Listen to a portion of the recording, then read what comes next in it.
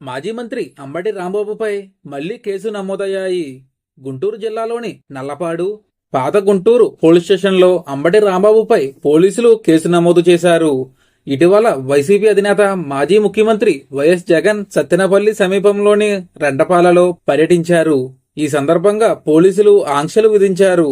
అయితే ఆ ఆంక్షలను ఆ పార్టీ నేత మాజీ మంత్రి అంబటి రాంబాబు అతిక్రమించారు.